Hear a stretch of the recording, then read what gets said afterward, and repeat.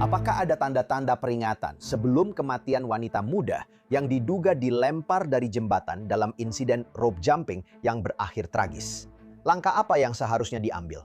Apa yang seharusnya terjadi? Saya akan menghadirkan seorang ahli di bidang ini saat kita juga membahas perkembangan baru dalam kasus ini. Selamat datang di Sidebar, dipersembahkan oleh Law and Crime. Saya Jesse Webb. Baik, sebelum kita lanjut lebih jauh, saya ingin menyampaikan sesuatu dengan cepat. Saya tahu ini agak berbeda, tapi ini penting. Tahukah Anda bahwa 82% orang Amerika tidak memiliki rekening tabungan dengan bunga tinggi? Dan hampir tidak ada omong-omong yang mendapatkan 5% cashback dari barang-barang yang mereka beli setiap hari. Lihat, kebanyakan dari kita sebenarnya melewatkan uang sungguhan. Itu kenyataannya. Tapi sponsor kita, Chime, hadir untuk membantu Anda agar tidak terus-menerus merugi.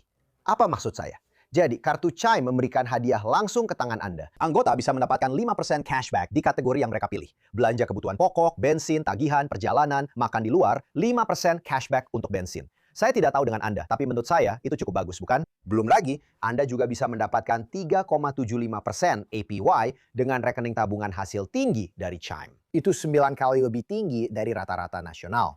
Anda bahkan bisa mengatur otomatis berapa banyak dari setiap gaji yang langsung masuk ke tabungan. Anda bahkan tidak perlu memikirkan hal ini.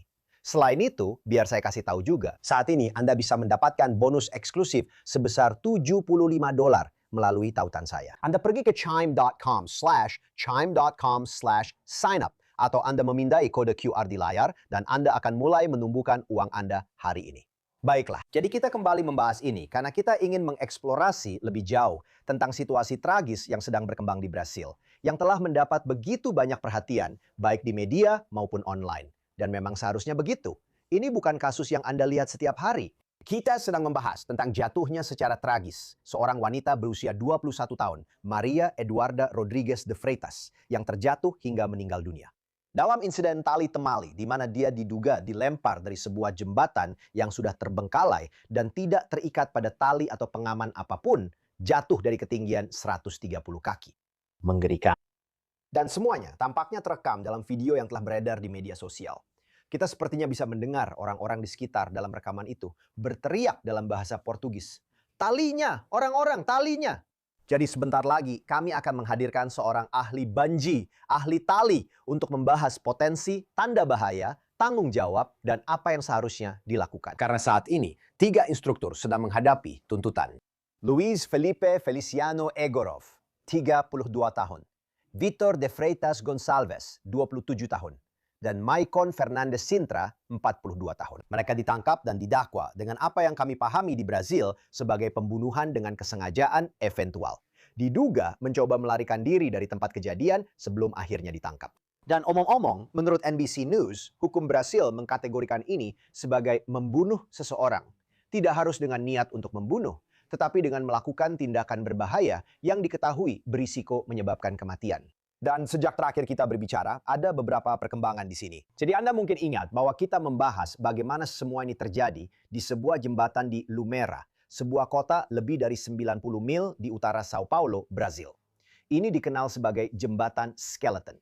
Itu adalah bagian dari jalur kereta api dan sudah tidak beroperasi selama 30 tahun. Dan seperti yang kami laporkan terakhir kali, menurut 30 UOL Anyos, pemerintah kota sedang mempertimbangkan untuk mengambil tindakan hukum terhadap pemerintah federal atas dugaan kelalaian dalam memelihara dan mengendalikan akses ke jembatan ini. Pemerintah kota dilaporkan mengatakan bahwa mereka sebelumnya telah mengirim surat kepada pemerintah federal untuk meminta dilakukan inspeksi keamanan terhadap jembatan ini. Nah, coba tebak. Apa yang terjadi sejak terakhir kali kita berbicara? Dilaporkan, anggota Dewan Bruna Magalhães dikabarkan telah mengkonfirmasi kepada Baci Noticias bahwa jembatan ini sekarang akan dibongkar oleh pemerintah federal. Agak membuat kita berpikir bahwa harus terjadi sesuatu seperti ini agar hal itu bisa terjadi. Maksud saya, dengan asumsi semua tuduhan tentang jembatan ini benar. Dan juga dari sudut pandang hukum, saya juga harus bilang, sepertinya ada kesadaran bersalah di situ, ya kan? Merobohkannya karena, apakah kamu setuju? Ada risikonya di sana. Sekarang, Mago Magalhães mengatakan, kutip, pemerintah federal yang mengizinkannya. Wali kota menyediakan peralatannya, dan sekarang jembatan itu akan dihancurkan. Yang penting adalah tidak ada nyawa yang hilang di sini. Sekarang, ada hal lain yang menarik. Influencer media sosial Stephanie Gonzalez memposting bahwa dia berada di jembatan kerangka yang sama sebulan sebelum kejadian ini. Bahwa dia melakukan aktivitas lompat tali yang sama dengan instruktur yang sama, tersangka yang sama, terdakwa yang sama. Dan dia memposting video dirinya melompat dengan gaya Superman di halaman Instagramnya pada bulan Mei lalu. Dan bukan hanya dia saja, dia mengatakan ada 90 peserta pada hari itu. Setelah kematian Maria Eduarda, dia menceritakan apa yang dia alami dalam serangkaian video. Dan salah satu hal yang dia katakan adalah bahwa penyelenggara kegiatan ini tampaknya memberitahu para peserta untuk tidak mengganggu operator tali, karena mereka tidak ingin operator kehilangan perhatian atau fokus. Dia mengatakan bahwa berdasarkan pengalamannya, ada beberapa pemeriksaan keselamatan pada peralatan dan operator saling berbagi tugas. Jadi dengan mempertimbangkan hal itu, dia mengatakan soal Maria Eduarda, kutipannya, "Saya benar-benar tidak tahu apa yang terjadi." Sekarang ada juga penyidik Andrea Dantes Levy yang mengatakan kepada media Globo bahwa perusahaannya mengoperasikan lompat tali ini, kutipannya, bahkan tidak memiliki izin untuk berada di sana. Dan bahwa ini adalah akibat dari kegagalan dalam memverifikasi dan mengawasi pemasangan tali pada lompatan tersebut.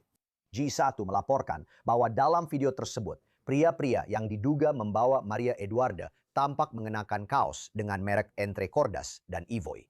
Pihak berwenang mengatakan bahwa ini adalah kelompok informal para praktisi lompat tali. Tidak ada perusahaan resmi di balik operasi ini. Dan menurut New York Post, seorang pengacara pembela untuk para tersangka mengatakan bahwa mereka tidak tahu siapa yang bertanggung jawab memasang tali pengaman pada hari itu. Pengacara pembela juga dilaporkan mengatakan kepada outlet G1 bahwa individu-individu ini sangat berpengalaman dan bahwa ini adalah satu-satunya kematian perusahaan dalam beberapa tahun terakhir. Menurut NBC News, pengacara pembela mengatakan para tersangka sedang mengalami syok.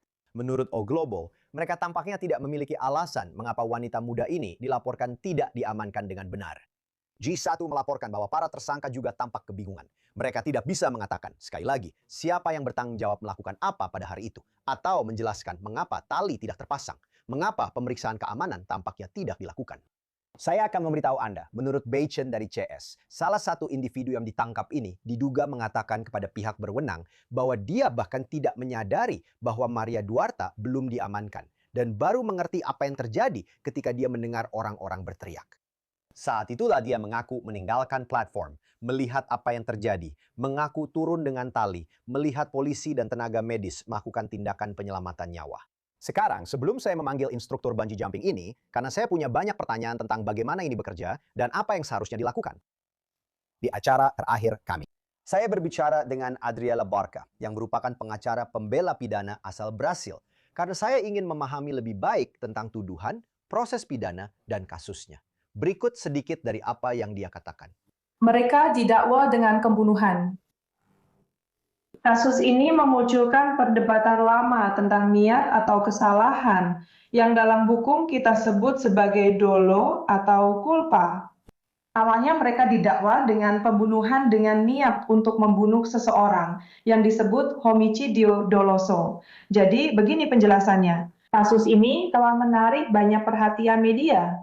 Dan ketika ini terjadi, terkadang kasus-kasus seperti ini ditangani dengan cara yang berbeda dibandingkan dengan kasus-kasus lainnya. Misalnya, kita memiliki banyak kasus lain, kasus serupa tentang kecelakaan yang terjadi dalam olahraga.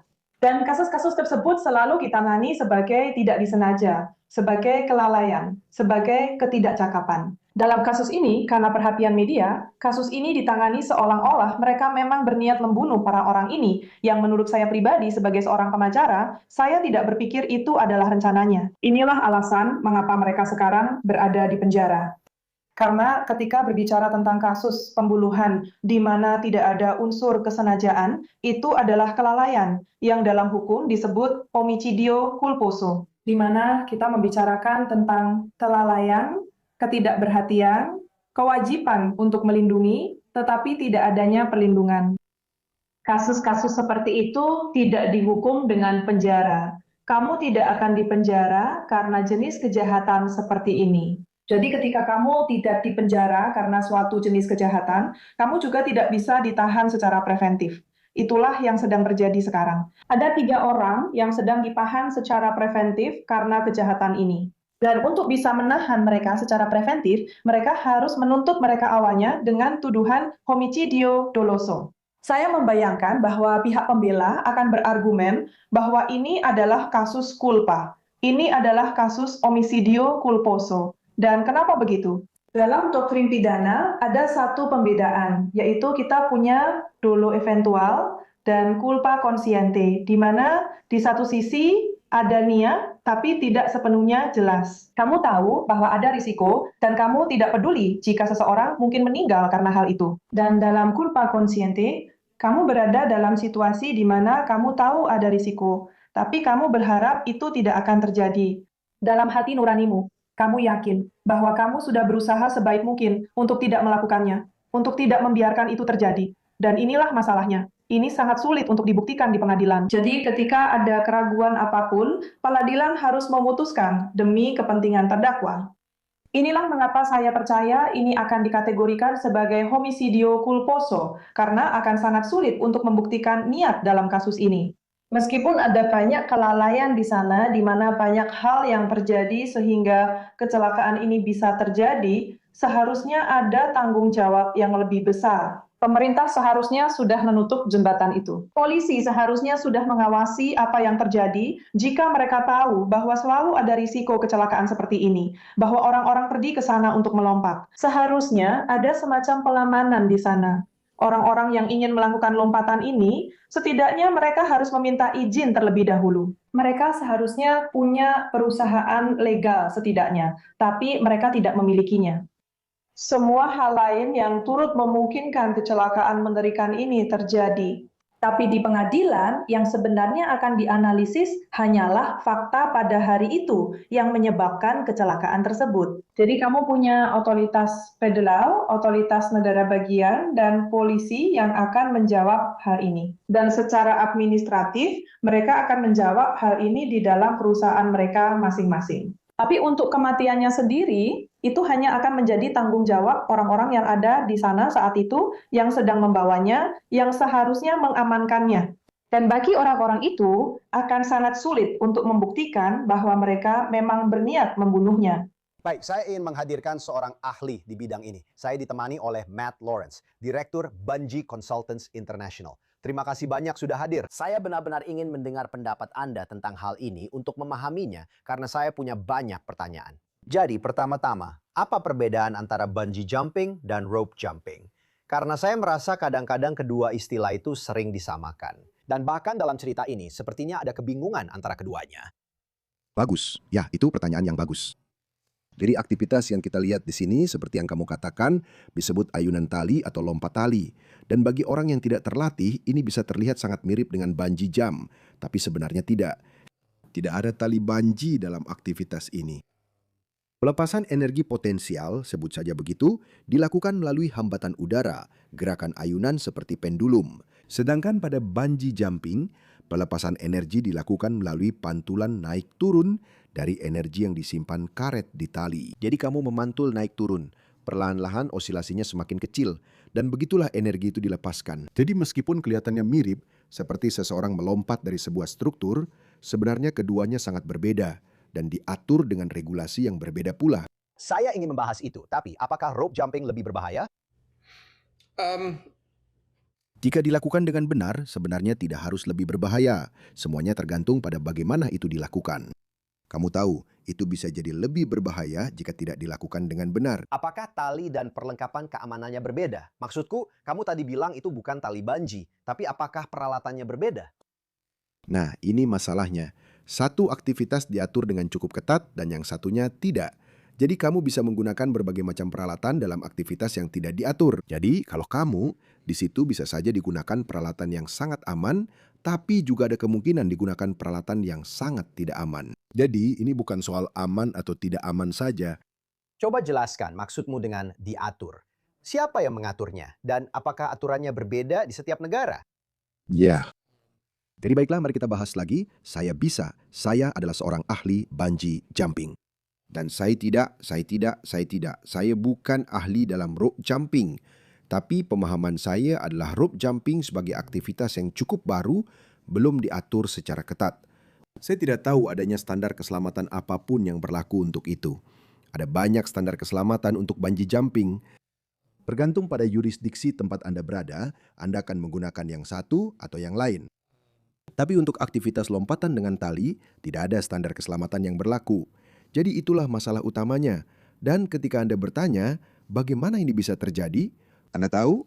Jawabannya adalah hambatan untuk masuk ke aktivitas itu cukup rendah. Dan siapapun yang punya harness dan tali benar-benar bisa. Dan dengan pengetahuan yang mereka pikir mereka miliki, mereka bisa pergi dan melakukan ini, serta mendapatkan uang dengan cepat dari situ. Mereka beroperasi di lingkungan tanpa standar keselamatan atau tanpa standar keselamatan yang diakui. Dan standar keselamatan itu ada elemen kunci dalam ekosistem untuk menciptakan lingkungan yang aman bagi konsumen. Dan standar keselamatan yang baik akan mengatur semua aspek operasi, desain, pembuatan semua peralatan, dan pelaksanaan aktivitas itu sendiri. Dan kemudian komponen ketiga yang hilang di sini adalah pengawasan. Jadi Anda bisa mengikuti standar keselamatan dan melakukannya dengan sangat baik. Dan lolos begitu saja. Dan di beberapa yurisdiksi, tidak ada standar keselamatan. Dan orang-orang bertanggung jawab serta mengikuti, atau maaf, tidak ada pengawasan, dan mereka hanya mengikuti standar keselamatan. Tapi komponen ketiga itu adalah pengawasan, dan yang saya maksud dengan itu adalah badan pemerintah atau badan lain yang kita sebut sebagai otoritas yang berwenang atau AHJ, dan mereka akan mengatur aktivitas sesuai dengan standar keselamatan yang ada di sini. Jadi tanpa komponen-komponen itu, situasinya jadi sedikit lebih beresiko, Anda tahu. Sekarang, dalam bungee jumping misalnya, hambatan untuk masuk cukup tinggi. Dibutuhkan banyak waktu dan usaha untuk membuat sebuah lokasi bungee. Anda tahu, Anda membutuhkan peralatan yang berbeda. Anda perlu membuat struktur. Dan dengan peraturan-peraturan itu, Anda harus melalui banyak proses rekayasa dan sebagainya untuk sampai ke titik di mana Anda benar-benar bisa membuka tempat itu. Ya, jika Anda tidak punya itu, Anda tidak bisa melakukannya. Anda tahu. Dan saya bahkan mengerti, seperti siapa yang bisa menjual dan membeli peralatannya kan? Itu juga menjadi diatur, yang menurut saya adalah hal yang baik ketika Anda berbicara tentang aktivitas yang memang berbahaya. Tapi di saat yang sama, jika itu diatur dengan benar dan ada pemeriksaan keselamatan, maksud saya, sebelum kita membahas ini, apakah Anda sering melihat banyak kecelakaan? Misalnya soal aktivitas lompatan dengan tali. Pertama-tama, apakah aksi lompat dengan tali semakin populer? Apakah Anda melihat lebih banyak laporan kecelakaan? Dan bahkan dalam bungee jumping secara umum, kalau ke sana, biasanya apakah Anda sering melihat banyak kecelakaan? Jadi untuk aksi lompat dengan tali, saya, sekali lagi, Anda tahu, ketika sesuatu terjadi, kita pasti mendengarnya kan? Karena banyak orang menganggap ini adalah bungee jumping. Lihat, ada orang yang melompat dari sesuatu. Jadi kita mendengar semua hal itu. Jadi memang aktivitas itu menjadi sedikit lebih umum seiring waktu. Dan menurut saya, aktivitas itu mulai mendapatkan perhatian dan semakin banyak orang yang melakukannya. Dan dengan hambatan untuk memulainya yang sangat rendah, kita bisa melihat jauh lebih banyak orang melakukannya. Jadi menurut saya, ini adalah waktu yang tepat bagi regulator dan yurisdiksi terkait untuk segera mengambil tindakan sebelum terjadi kecelakaan serius lainnya. Mari kita bahas apa yang terjadi di sini. Jadi kamu membacanya, kamu melihat videonya. Ketika kamu melihatnya, apakah ada tanda bahaya yang langsung terlihat olehmu? Ya. Pertama-tama hati saya sangat berduka untuk korban dan keluarganya. Ini adalah kejadian tragis, tapi menurut saya sangat-sangat bisa dicegah. Dan ya, bagaimana kejadian itu bisa dicegah? Saya tidak bisa berkomentar banyak karena rekaman videonya sangat terbatas. Jadi yang bisa Anda lihat hanyalah sebuah cuplikan. Jadi cukup sulit untuk mengetahui bagaimana penyedia layanan itu beroperasi hanya berdasarkan rekaman terbatas yang tersedia. Jadi saya tidak bisa terlalu spesifik soal itu. Namun yang bisa saya katakan adalah seandainya mereka beroperasi di lingkungan seperti yang baru saja saya jelaskan, yaitu lingkungan standar dengan regulator tersebut, beginilah kira-kira bentuk operasinya. Jadi seharusnya ada manual operasional lokasi di sana yang akan menjelaskan banyak hal yang sekali lagi tidak bisa Anda lihat di video itu. Manual tersebut akan mengatur banyak infrastruktur situs, seperti misalnya pembatas fisik yang memisahkan klien dari publik, dari tempat peralatan disimpan, baik saat digunakan maupun tidak digunakan. Pembatas seperti pagar, garis pengaman, area terkontrol di mana orang tidak bisa sembarangan masuk, dan ada protokol tertentu untuk prosedurnya. Apakah mereka diikatkan di tepi, atau apakah mereka diikatkan di area yang aman? Jadi ketika Anda berada di lingkungan yang diatur dengan standar, Anda tidak bebas untuk berjalan-jalan. Jika Anda bisa berjalan-jalan dan Anda tahu menyentuh segala sesuatu dan melewati area yang sama dengan para peserta, itu adalah tanda bahaya besar. Tapi Anda tahu, ada banyak hal yang sebagai konsumen, jika Anda ingin melihat, lakukan riset Anda. Anda.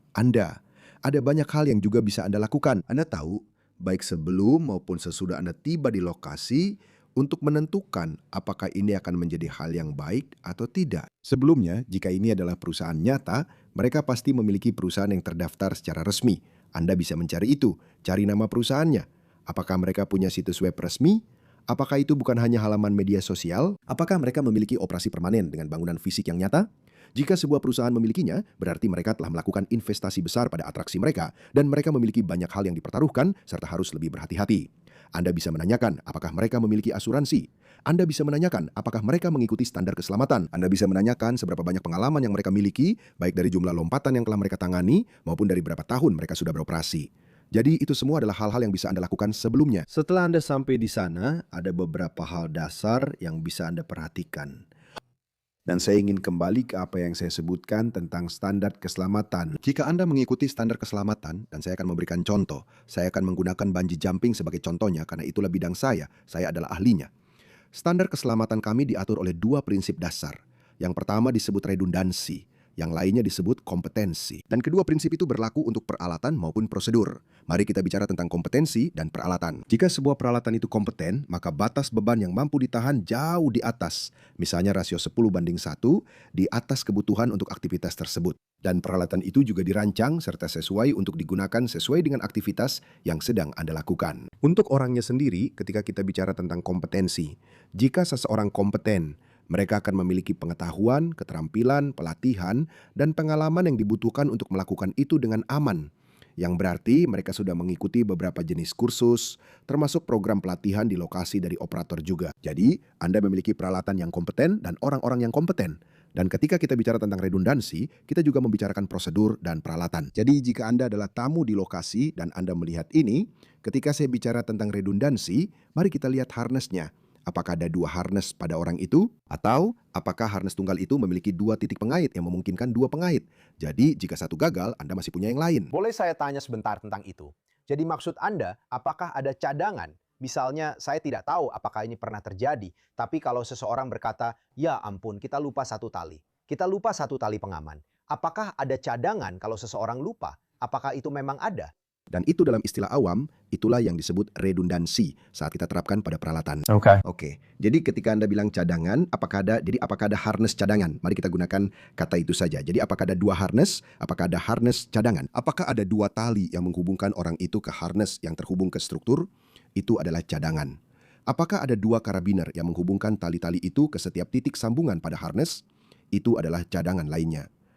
Jadi itu semua adalah hal-hal yang Anda tahu, bahkan orang awam pun bisa melihat dan berkata, saya tidak melihat karabiner kedua itu, saya tidak melihat tali kedua itu, ini hanya 1 titik pengait, ini tidak terlihat bagus. Dan kemudian ketika kita berbicara tentang prosedur, dan ini juga hal besar lainnya, ketika kita berbicara tentang redundansi untuk prosedur, itu sekali lagi adalah prosedur cadangan. Jadi, jika seseorang memasangkan harness pada Anda, apakah ada orang kedua yang memeriksa penyesuaian itu, memastikan bahwa sudah dikencangkan dan diamankan dengan benar? Apakah ada orang kedua yang melihat sambungan yang Anda buat dengan karabiner itu setelah orang pertama melakukannya? Anda bisa saja menggunakan 2 karabiner di sana, tapi jika hanya 1 orang yang melakukannya, mungkin salah satunya tidak terpasang dengan benar. Perhatiannya teralihkan oleh orang di sebelahnya yang berbicara kepadanya, menanyakan sebuah pertanyaan. Jadi, orang kedua yang memeriksa semua titik sambungan itu sangat penting untuk menciptakan redundansi di lokasi bungee jumping maupun pada ayunan tali. Ini sama-sama berlaku untuk keduanya. Salah satu hal, maksud saya, aspek utama dari ini adalah ketika Anda melihat videonya, jika tuduhan ini benar, sepertinya talinya ada di sana. Anda melihatnya kusut kan? Maksud saya, itulah argumennya. Bagaimana mungkin mereka tidak menyadarinya kan? Jika mereka dituduh seperti itu. Ini memang menjadi pertanyaan, Anda tahu. Kenapa? Bagaimana mungkin Anda tidak menyadarinya? Dan dilaporkan ketika Anda melihat videonya, Maria Eduardo tampak mengenakan helm dan harness, tetapi dia tidak terpasang pada peralatan keselamatan. Para instruktur, argumennya tampaknya memang terpasang pada tali pengaman. Jadi tampaknya ada tingkat kesadaran seperti itu, atau bisa dibilang tingkat kesadaran seperti itu. Bagaimana Anda bisa tidak melihat tali itu di sana? Bagaimana Anda tidak melihat dia terpasang saat menggantungnya, kecuali, seperti yang Anda katakan, ada masalah kompetensi atau ada masalah gangguan perhatian? Ya. Jadi kita tidak tahu apakah itu benar-benar tali yang seharusnya digunakan untuk itu. Bisa saja memang, bisa juga tidak. Bisa saja terpasang di suatu tempat. Kemungkinan besar talinya terpasang di suatu tempat di jembatan dan hanya menunggu mereka untuk mengaitkannya ke orangnya. Tali yang itu saya tidak tahu. Saya tidak bisa memastikan apakah itu cukup panjang atau cukup kuat atau apapun untuk menjadi tali yang sebenarnya seharusnya digunakan. Tapi yang jelas, tidak ada tali yang terpasang pada orang itu. Itu sangat-sangat jelas di video. Dan sekali lagi, itu sederhana saja. Seperti, sekali lagi, jika Anda memiliki manual operasi lokasi dan orang-orang yang kompeten, yang dibutuhkan saat Anda menulis manual operasi lokasi adalah serangkaian daftar periksa yang harus dilalui semua orang saat mereka melakukan pemasangan. Jadi, sebelum orang itu sampai ke tepi, ada 10 hal yang harus dilakukan terlebih dahulu. Oke, pertama-tama mari kita periksa harnessnya, periksa ulang harnessnya. Kedua, ambil talinya, sambungkan ke alatnya. Itu juga harus diperiksa ulang. Dan sebelum itu, mereka bahkan bisa melepas diri dari tali pengaman mereka, yang seharusnya, kamu tahu, harus ada tali pengaman pada orang itu sampai mereka terhubung ke seluruh sistem rigging. Jadi semua hal itu harus dilakukan. Pemeriksaan harness, pemeriksaan sambungan, pemeriksaan anchor, sebelum siapapun bisa melanjutkan ke titik di mana mereka bahkan bisa berada di posisi untuk melompat. Dan kemudian setelah mereka berada di posisi itu, ada serangkaian pemeriksaan lain yang juga harus dilakukan.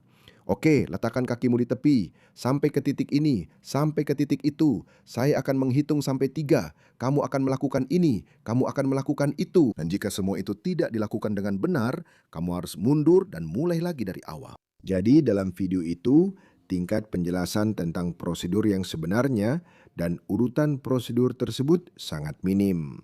Jadi sekali lagi, apa yang sebenarnya bisa terjadi? Ya, orang-orang teralihkan perhatiannya oleh lampu dan kamera dan berkata, ini yang ingin saya lakukan. Mereka semua terburu-buru dan saya harus mendapatkan gambar itu alih-alih fokus pada keselamatan. Dan para kru harus benar-benar mengabaikan semua itu dan mampu menjalankan daftar periksa mereka jika ada untuk menciptakan lompatan yang aman. Dan tebakan saya, kemungkinan besar mereka bahkan tidak punya manual tertulis untuk operasional di lokasi yang bisa mereka ikuti. Kalau tidak, itu tidak akan terjadi. Jika kamu punya itu, kamu berada di lingkungan yang memang mendukung. Dan kalau mereka tidak punya, mungkin itulah yang terjadi. Yang membingungkan adalah, kamu tahu, penasehat hukum untuk setidaknya satu atau semua tersangka mengatakan ini adalah pertama kalinya hal seperti ini terjadi. Mereka sudah sering melakukannya sebelumnya. Saya tadi sudah bicara tentang bagaimana seorang influencer melakukan lompatan di jembatan yang sama dengan operator yang sama. Mereka bilang ada pemeriksaan keamanan. Hari itu ada 90 peserta. Ya, memang hanya butuh satu kejadian seperti ini untuk mengubah segalanya. Dan kamu berharap itu tidak terjadi. Tapi itu juga membingungkan, kan? Bukan seperti mereka baru beroperasi 2 hari lalu ini terjadi. Orang memang bisa membuat kesalahan, tapi di saat yang sama, bagaimana hal seperti ini bisa terjadi? Ya, kamu bisa menunggang kuda seumur hidupmu dan tidak pernah jatuh dari kuda itu, kamu tahu. Tapi ada unsur-unsur kamu tahu ada lapisan-lapisan seperti bawang, oke? Jadi, kalau kamu cuma punya beberapa lapisan, kamu bisa aman untuk waktu yang lama. Saya bisa lolos tanpa pemeriksaan ganda karena satu orang saya, dia selalu melakukannya dengan benar setiap saat. Tapi pada akhirnya itu akan mengejarmu. Kamu tahu, pada akhirnya kamu akan mengalaminya. Dan disinilah kamu tahu, ini memang butuh sedikit lebih banyak struktur dan regulasi. Dan akan ada banyak pertanyaan lagi tentang hal ini. Matt Lawrence, terima kasih banyak sudah datang dan mencoba menjelaskan apa yang sedang kita lihat di sini. Saya sangat menghargainya. Sama-sama, kapan saja. Terima kasih. Dan itu saja yang bisa kami sampaikan untuk Anda saat ini di Sidebar semuanya. Terima kasih banyak sudah bergabung bersama kami. Dan seperti biasa, silahkan berlangganan di YouTube, Apple Podcast, Spotify, atau dimanapun Anda mendapatkan podcast Anda. Anda juga bisa menonton kami di Peacock milik NBC. Jika Anda ingin mengikuti saya di X, Instagram, acara saya di News Nation, Jesse Weber Live, Senin sampai Jumat pukul 23.00 waktu Timur Amerika Serikat. Sampai jumpa di lain kesempatan.